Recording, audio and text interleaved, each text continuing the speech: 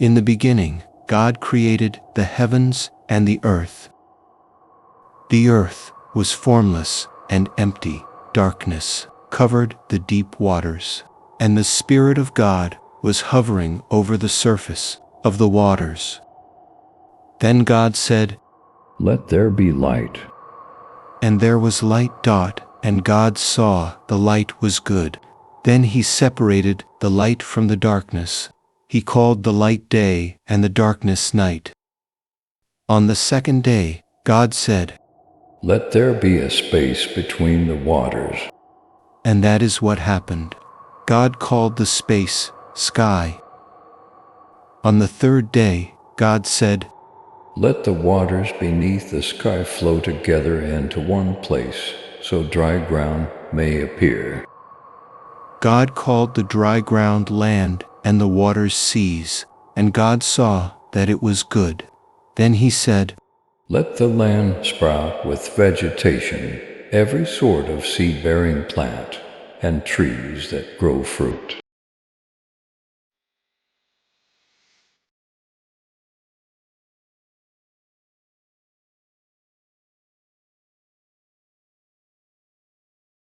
On the fourth day, God said, "Let lights appear in the sky to separate the day from the night. Let them mark seasons, days, and years." God made two great lights, the sun to govern the day, and the moon to govern the night. He also made the stars. On the fifth day, God said, "Let the waters swarm with fish and other life, and let the skies be filled with birds of every kind." So God created great sea creatures and every living thing that scurries and swarms in the water, and every sort of bird. On the sixth day, God said, "Let the earth produce every sort of animal." And that is what happened. Everything is beautiful.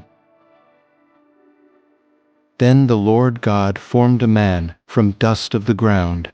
He breathed the breath of life into the man's nostrils, and the man became a living person. He is Adam. Then God said, "It is not good for the man to be alone. I will make a helper who is just right for him." So the Lord God made a woman from the rib, and he brought her to Adam. Her name is Eve. Adam said, "At last, this one is bone from my bone, and flesh from my flesh."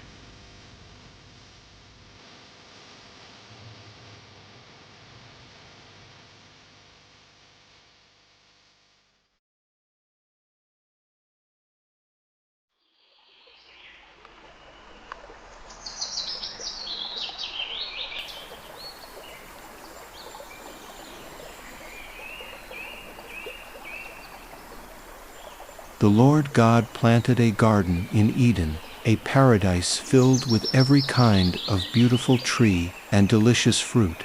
In the middle of the garden, he placed the tree of life and the tree of the knowledge of good and evil.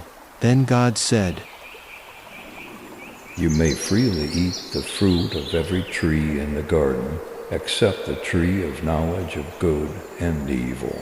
If you eat its fruit, you are sure to die."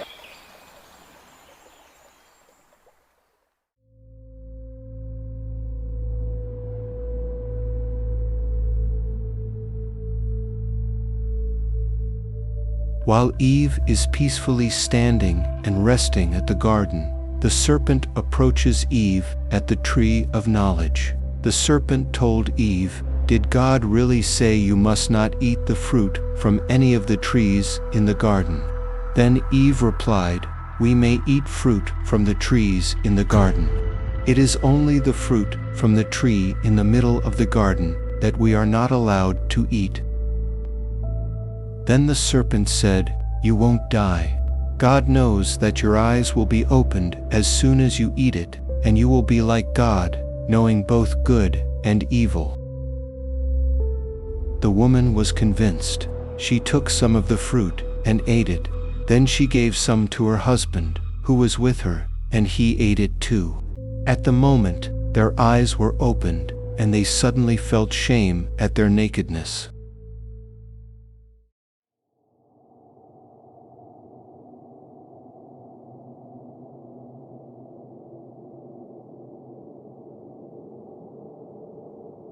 When the cool evening breezes were blowing, Adam and Eve heard the Lord God walking about in the garden. So they hid from the Lord God among the trees. God said, "Where are you?" Adam said, "I heard you walking in the garden, so I hid. I was afraid because I was naked." "Who told you that you were naked? Have you eaten from the tree whose fruit I commanded you not to eat?" It was the woman you gave me who gave me the fruit, and I ate it. Adam replied. Then Eve said, "The serpent deceived me. That's why I ate it."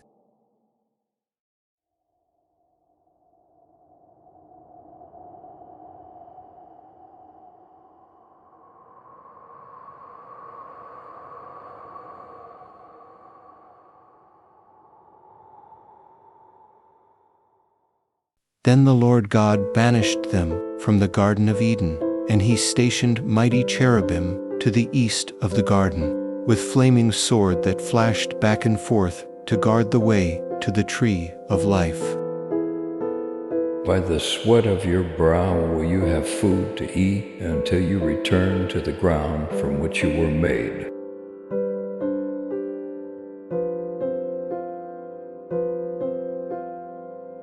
Yet, even in their fall, God's love remained. His plan to redeem humanity had begun, a promise that would one day restore all things.